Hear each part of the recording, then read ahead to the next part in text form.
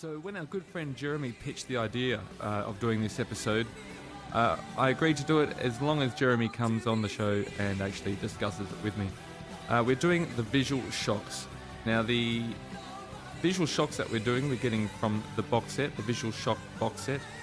So there's a couple of things there that technically don't have the visual shock name to it. We thought we could probably, get this one out in one easy episode, but when we get talking about X, my God, we talk and talk and talk. So this is part one of our chat. In this part, we're only covering two of the visual shocks. Hope you enjoy it. This is Jeremy and myself. The first visual shock release was Bakuhatsu Sunzen GIG, which, if I'm correct, I can't remember. It was released on June 1st, 1989. Is that correct? Yeah, that was on VHS and Laserdisc, which all of these were released on Laserdisc. Nice. Which was the thing in Japan at the time. And where was this recorded? Looks like it was recorded at Shibuya Kokaido Public Hall on March 16th of 89, which is prior to the release of Blue Blood, which was almost a month later in April 21st of 89.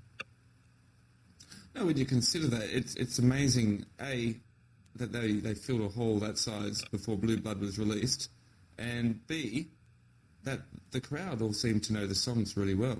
Yeah, and it looks like, I'm assuming that they probably played more songs than were included on this, because, it's edited at a pretty tight 60 minutes, and they even, we'll go into this in a bit, but they took out large chunks of songs.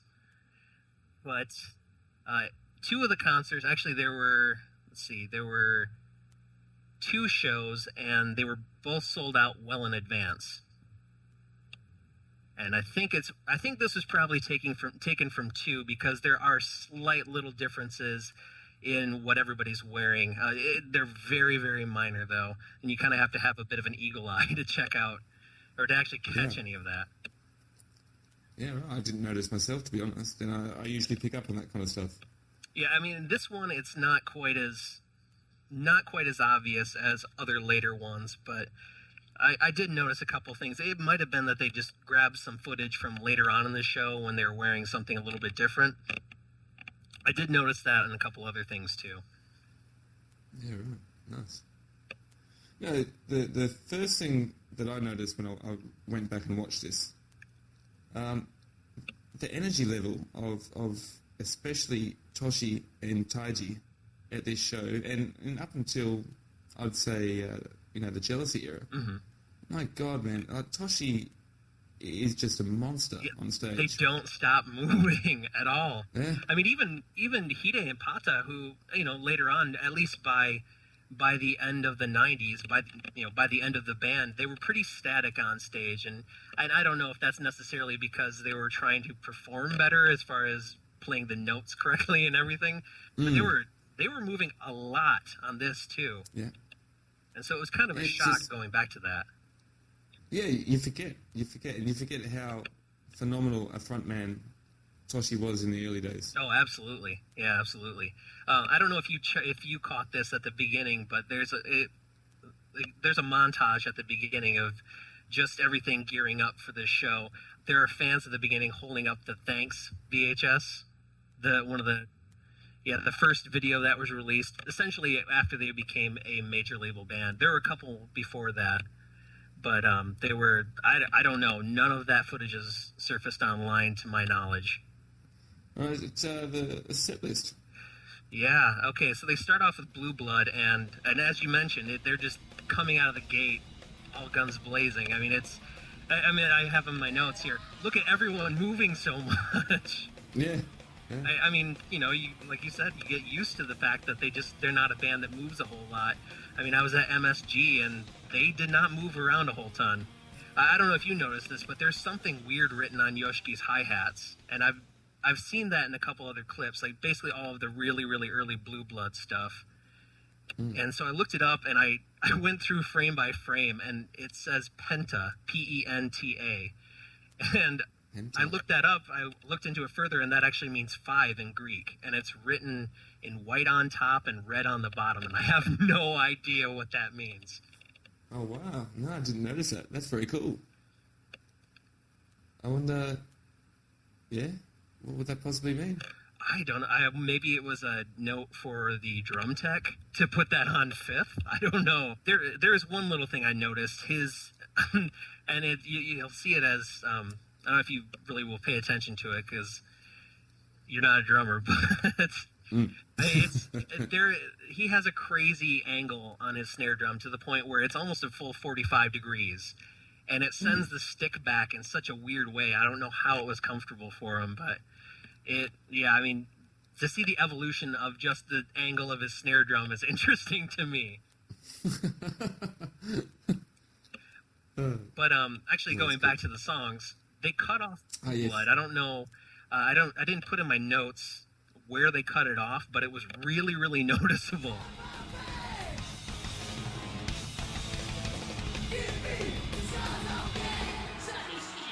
It wasn't even subtle, was it? I can't remember exactly where it was, but it was just bang.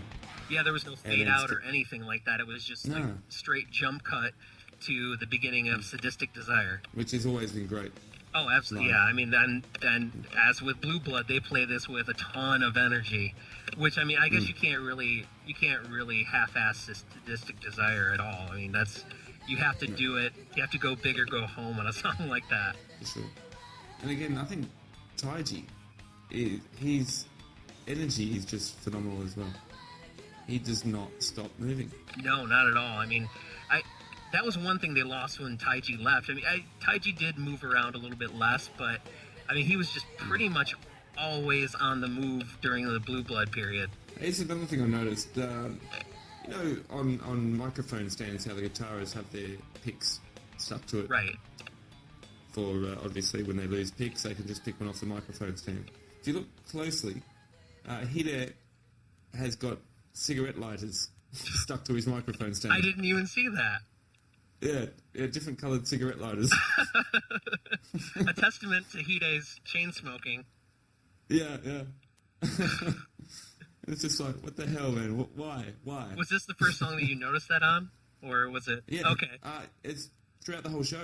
Okay. Wow, I didn't even pick up on that. Which, I mean, I've used a cigarette lighter as a guitar slide before, but I don't think that's what he did it for. No. I don't know. Actually, that brings up a good point. We don't ever see any of the band really smoking on stage at all. No. It must have been a rule to keep it professional. Because they were absolute chain smokers. Oh, yeah. I mean, we had a conversation, just for the listeners out there, we had a conversation privately the other day about X and smoking, and how really no one's ever seen Toshi smoking, and then someone pulled up a picture of Toshi with a cigarette, but...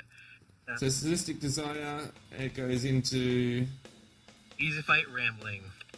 Which has never been one of my favorites. Oh, really? I love the groove of Easy Fight Rambling. Right, yeah, I mean, I didn't actually... And it's really, really sad, because I've listened to X for so long, but I never really liked Easy Fight Rambling until I watched this video.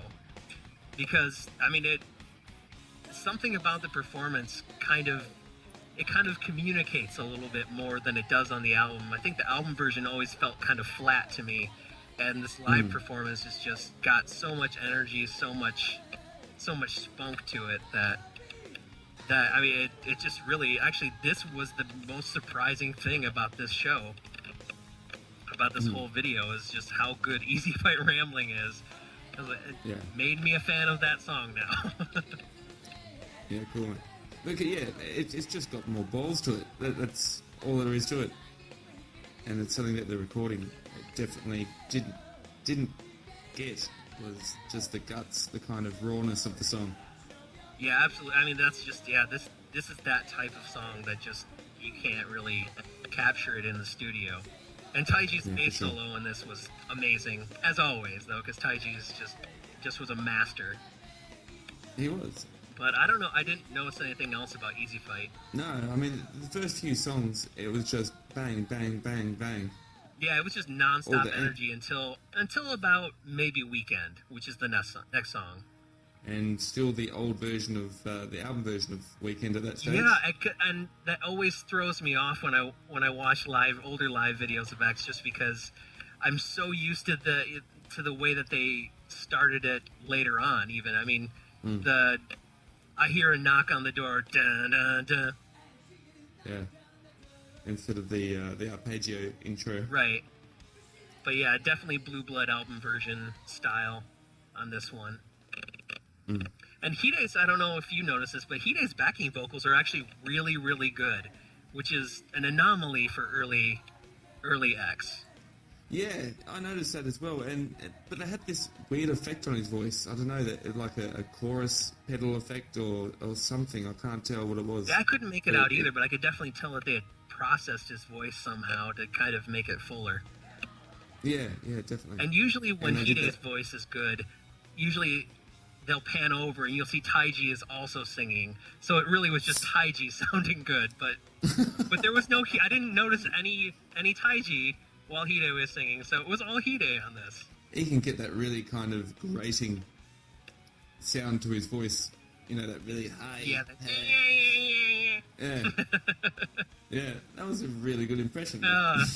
Years and years and years of listening to Hide will do that to you. But I noticed that Pata's solo was a little bit weird in Weekend. I don't know if you noticed that he messed it up a little bit. But I'm actually pretty glad, considering how much later videos definitely got touched up a little bit in the studio. Some of the live stuff got touched up in the studio or corrected in some way. I'm just glad that they kept it as is with the mistake in there. Yeah, for sure. I don't mind the mistakes, man. I think it just gives it more character, unless it's a complete cock up. Right. Which is I think it's kind of endearing because your heroes are human too, and they don't play every song completely perfectly. Yeah, exactly right. Stab Me in the Back is next, and Toshi is possessed on this song. Yeah. He's really, really working the crowd. I mean, the slight dip in energy for Weekend, just it goes right back through the roof on Stab Me in the Back. It's huge. But this version of Stab Me in the Back is not my favourite. It just seems all over the place. But mine. You're it's right, really, it's kind of sloppy. It sounds like something from '86 maybe. Yeah, definitely Indies era style. Stab Me in the Back. And then Hide was doing his whole. Yeah, that's right. Yeah. We're gonna lose listeners if I keep doing that. I should stop it right now. That's all right, mate. I'll I don't know, censor it or something. Okay. With Hide's actual real voice doing that.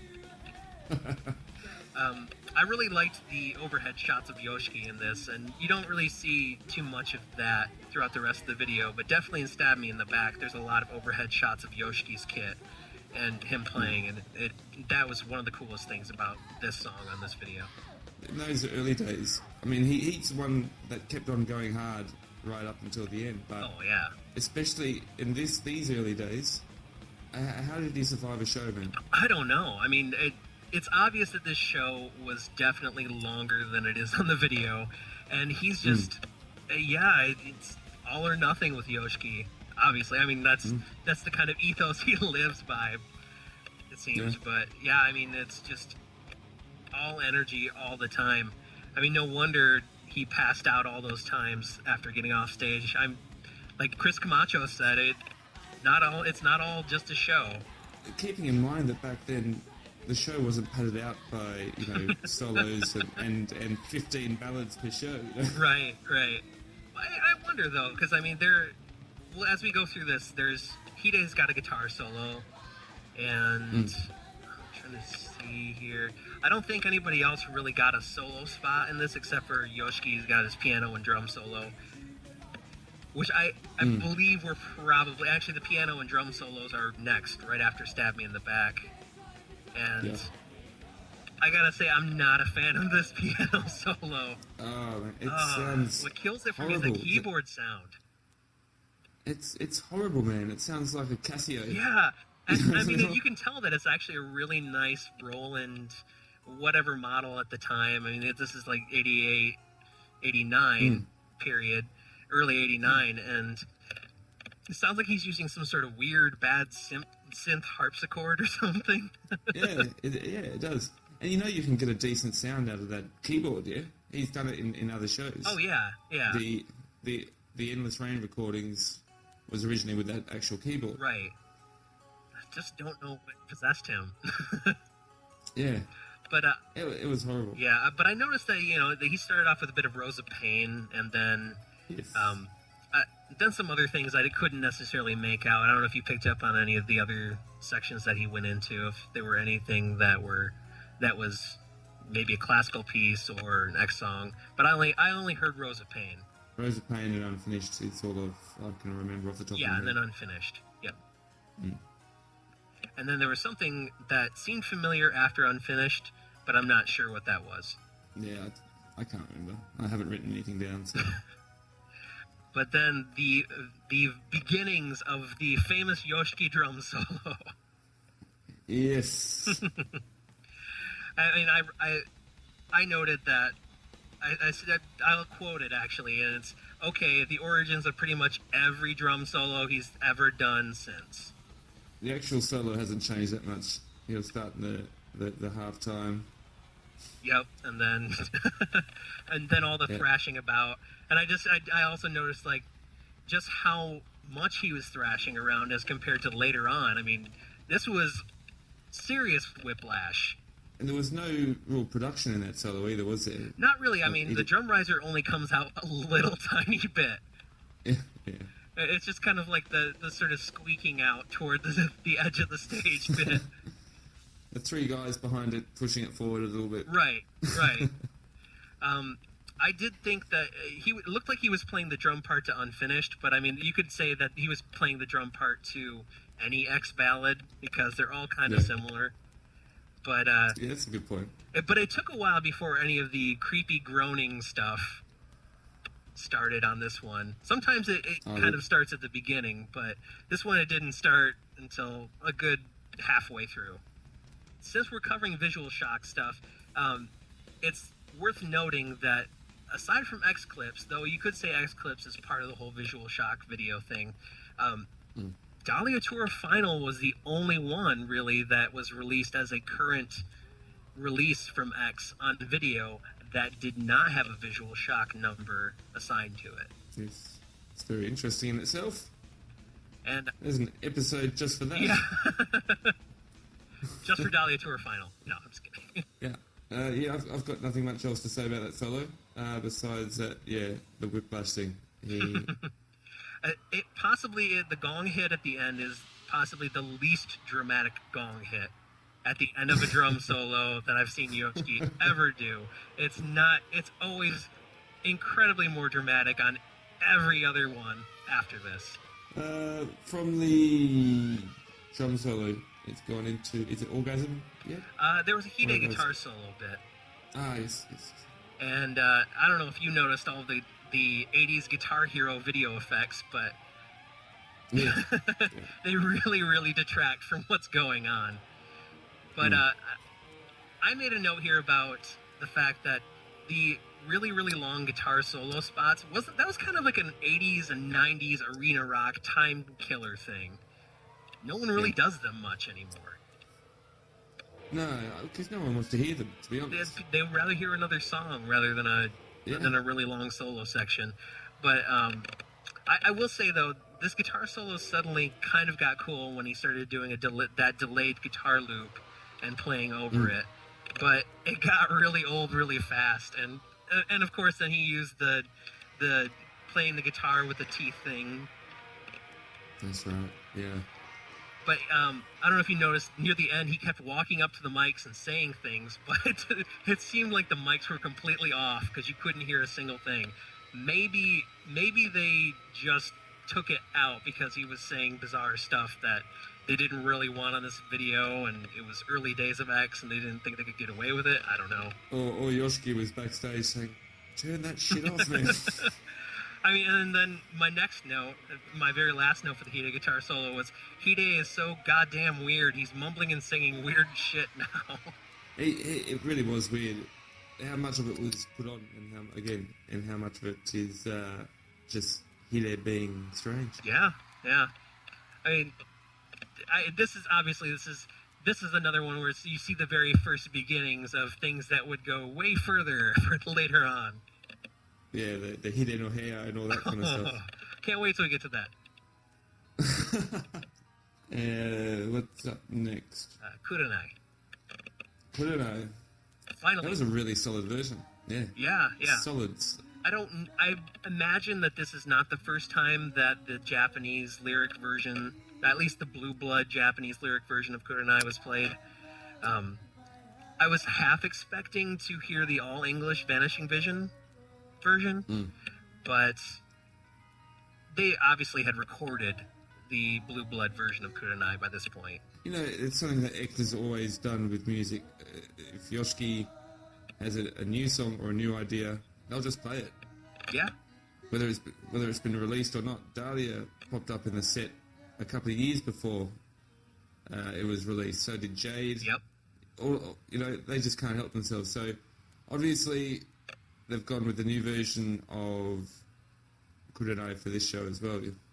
Yeah, and I don't know if this was something that they later did away with, but I've never noticed in any video of X playing Kurenai, if Hide is playing the guitar intro, it's just Hide, and there's no shot of Pata.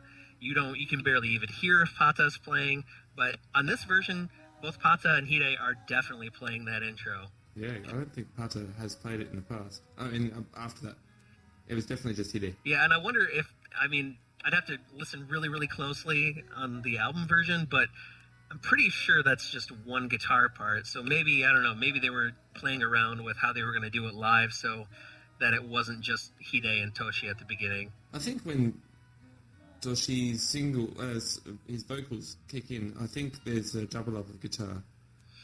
Okay, yeah, that would make sense because there's a second guitar part. But in this, Pata is playing from the very beginning, so I don't know, maybe that's something they did away with later on. But this is the I thought this was a little bit early in the show for them to be having an explosion of glitter and confetti. Because they're really about halfway through. Our version of that show, the edited version of that show, though. That's true. So they could have been about 2/3 to 3/4 of the way through. Yeah. But again, Toshi, now that he's had a little tiny break, Toshi's back and he's got so much energy. How does he do it, man? How does he do it? And this is before they had Chris Kick Butt Camacho helping him up. To give him some abs.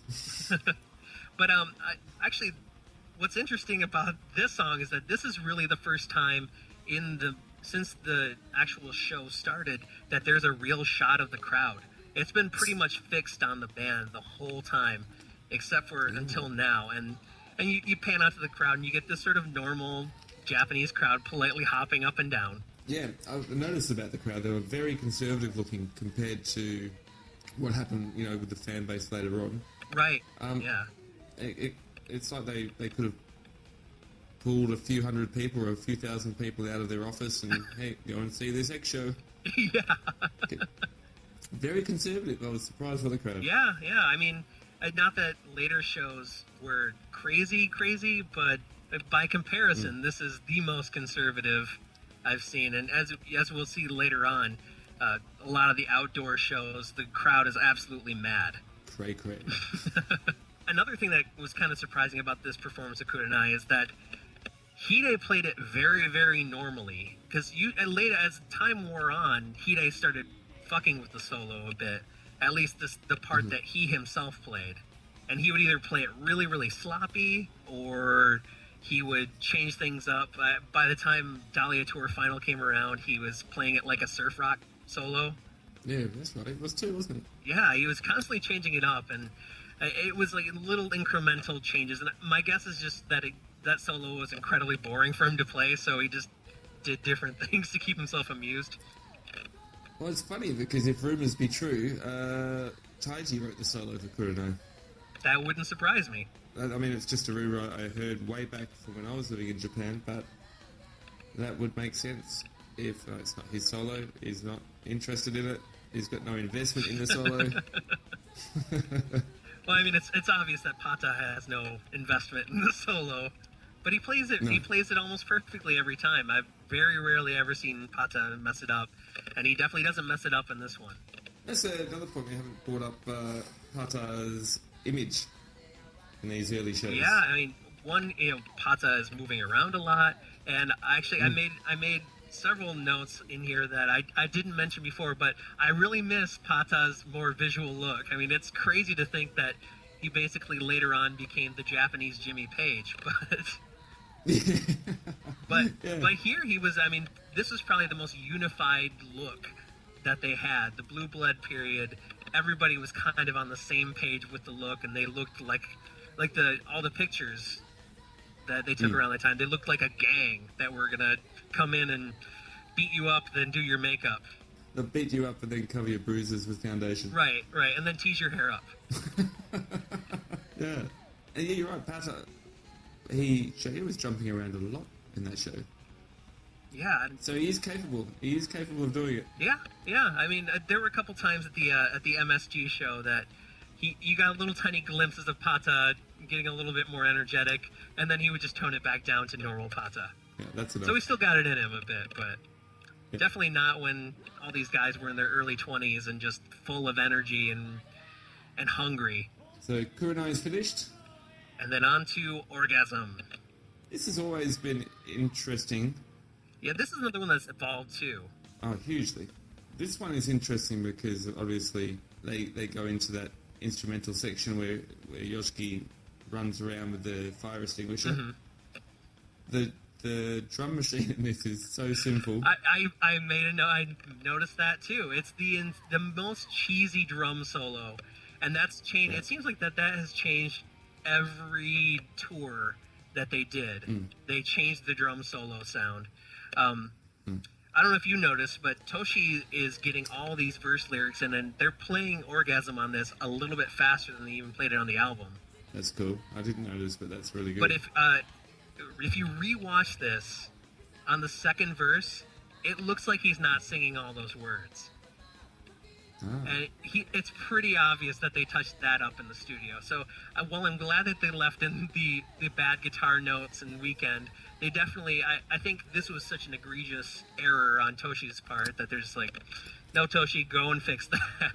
It's got to be hard to get all of those lyrics in, and he nails every single one of them in both verses, no problem. And that the second one is so obvious that he didn't really at the show. I mean, you got to take a breath sometime. Yeah. It's that fast, yeah. And I mean, I think the recorded version of Orgasm is X's fastest song, yeah? It's gotta be. I think there was one that's possibly a little bit faster on... No, I think Orgasm is probably the fastest song. And then they play it faster again live. Yeah. No, I mean, never again. Never again did they play it this fast. But this is definitely very, we're young guys and we're out there to kill, so we're going to play everything about 10 to 20 BPM faster. The instrumental section was a lot shorter than it was, obviously, at the Tokyo Dome shows. Oh, yeah, I noticed that too, and my guess is that they probably edited that down a bit. I think there was one section where I thought if they didn't edit here, they probably did it right here. But it's possible that Yoshiki just didn't stay out in the crowd as long. I guess there's less crowd to go to. Yeah, and I noticed that too. I mean, there was a nice pan out to the hall. I mean, this is the second time where you actually get to see the scope of Shibuya Kokaido. And it's it's a nice size hall. It's not Tokyo Dome, but it's really a very respectable place for a band that has yet to release its first major label album to sell out several nights in a row. I'd be very happy playing that. Oh, absolutely. But I noticed also there was a rare Pata only solo in this, and usually Pata never really gets a full solo. Yes, I noticed that too. It was cut in half, wasn't it? Is that correct? I think so. It definitely seemed kind of like it was edited or something. But this song is probably the end of the normal part of the set because Toshi's saying Sayonara. Yeah. So we must be going into the encore. The encore, which was... They played I'll Kill You, which was a complete surprise. But then I thought about the time period, and they only had so much to go by, or so much to play at their shows. So it does make sense to play I'll Kill You. And really, this didn't stay in the set too much longer after this. No, did they play it? I'm not too sure. On the Rose and Blood tour? I think so. I think they played it at some shows, but it wasn't every night. I think they did a wardrobe change here in the encore because pretty much only Hide changed what he was wearing. Yeah, was that you think wardrobe change, or was it a different night? Well, that's what I was thinking, because it's possible that it was from a later night, because no one else changed what they were wearing except for Hide. But Hide kind of had a penchant for any time they would walk off stage, he would come back wearing something slightly different. But I don't know if you noticed, during the solo, the camera was on Pata the whole time, though he wasn't playing the solo. That was a bad move on their part. And then another bad move is that they cut I'll Kill You really, really short. That's not a very long song to begin with, but they sliced it, and it's one of the most brutal edits on this video. Yeah, I don't understand why they didn't even do any fade-outs. Or something. There's better ways to do it. They were just, bang, mid-song, and cut, bang, next song. Given that this really was... It was released maybe 2.5 months after it was filmed. Yeah, maybe they just didn't have enough time, and they were being told by CBS, Sony, or Q and Sony that you got to get it in under 60 minutes. So maybe they just kind of butchered it last minute. Like, oh, that's not essential. Let's get rid of that. You know why? Okay, they cut out I'll Kill You. It's a show that's trying to promote Blue Blood. Just don't have I'll Kill You in the set. Yeah, just take it out entirely. It's just strange to me that they did that. But after this, they get to 20th Century Boy, which, they really could have just started the encore section of this video with that. Yeah. And balloons everywhere. It's a fun song. Yeah. Yeah, I can understand why they didn't really keep it in the set after this. It was, it's there for that sort of fun tune. I'm a fan of T-Rex, so... Yeah, even though it sounds... it's about 3,000 times faster than the T-Rex version. I actually had heard the X version first, and then I went back and my dad had all the T-Rex albums, so I listened to all of them. I was like, wow, everybody plays all these T-Rex songs when they cover them way faster, especially X. It's hardly recognizable. Yeah, it's almost a different song. The intro they do is really different. And the lyrics are unrecognizable. But I noticed on 20th Century Boy, they all changed guitars and basses. Pata's got an Ampeg, I can't remember the name of it. It's a Dan Armstrong, I think. It's a partially acrylic guitar. Taiji's using a different bass. It's a BC Rich Warlock style bass. So I'm wondering if they played this one in a different tuning than all of the rest of the set. That's a possibility. I didn't even think about it. It was me thinking, oh, Pata's got an acrylic guitar, that's nice. And usually a guitar change is most likely for different tunings. Yeah, or if someone broke a string, but it pretty much when most everybody on stage changes their guitar, it's usually a tuning change. One thing I noticed about this is the one time in this show that Yoshiki uses the cowbell and you barely hear it. They go to an actual shot of it, and you see him whacking this cowbell, but there's no sound. But overall, that just looks so much fun. We got the balloons flying everywhere. Yeah. Everyone's... It's like a big rock party. Yeah. Like an Enter WK show. Yeah. And 20th Century Boy goes into... X. Yeah. And I like how you can hear the steam jets. Anytime that there is steam, like an orgasm, they were super loud. It kind of gives you that feeling of being there. Yeah, it's really cool. And this version of X, again, the energy level is massive again. Yeah. And I noticed that Taiji goes up and visits Yoshiki for a really, really long time during this song, and you don't really see that very often in later performances. No, and you know what? It's great to see. I love to see stuff like that. Yeah, I mean, that's one of the big highlights, I think, of any X show, is anytime Toshi goes up and sort of, pals around with Yoshiki behind Yoshiki's kit. Yeah. That's always one of my favorite moments. Yeah, for sure. I mean, I guess back and at this stage, when they did this show, they were all like brothers in arms still. It's obvious that everyone was getting along and they all had the same focus and all that kind of thing. Yeah, I mean, they were all they were on the cusp of what was going to be a huge thing for them.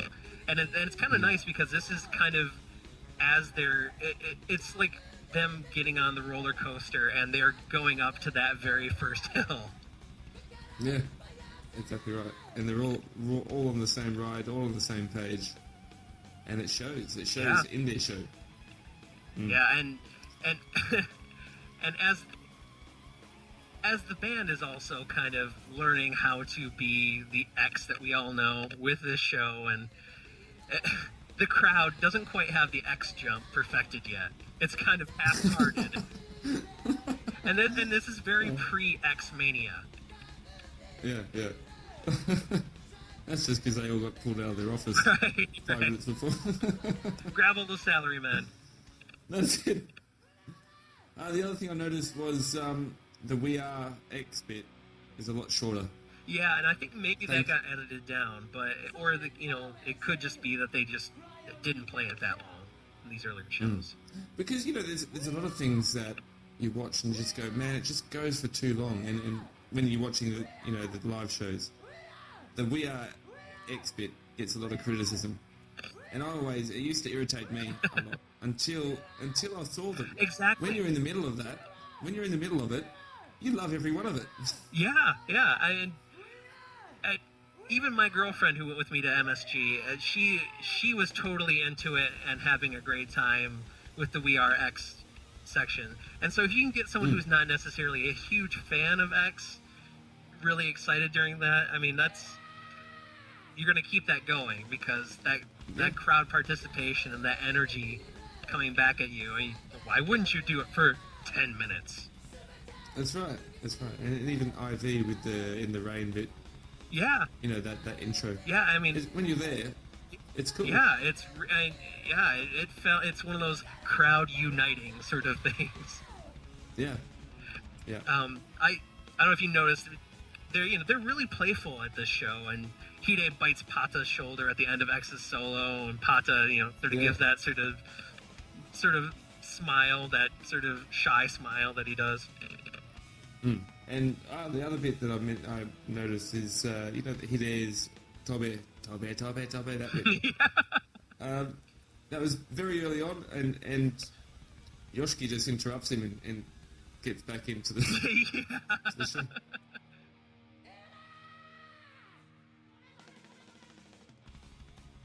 So like, no messing around here. Yeah, it's like, not today. We're about to be huge, Hide. What are you doing? And yeah, I don't know. Maybe they were having a huge rock star moment, and because Hide and Taiji throw their guitars and basses around in a way that they didn't really do it quite so much later on. Hide and Taiji throw them all over the place, and Hide actually breaks his. Yeah. I noticed that. It was a horrible moment. Thousands or millions of Hide fans everywhere crying, "No, I would have taken that guitar." Yeah. But Pata doesn't even get involved in that. And I found out later why, because he had several 59 and 58 Les Pauls. So if you've got a guitar that is worth more than a house, you definitely wouldn't throw that around. So that was Jeremy and I discussing the Blue Blood tour Bakuhatsu Sunzen GIG back from June the 1st, 1989. If you guys haven't got out there and seen that yet, which if you're listening to this show, there's not a chance that you haven't seen it. But if you haven't,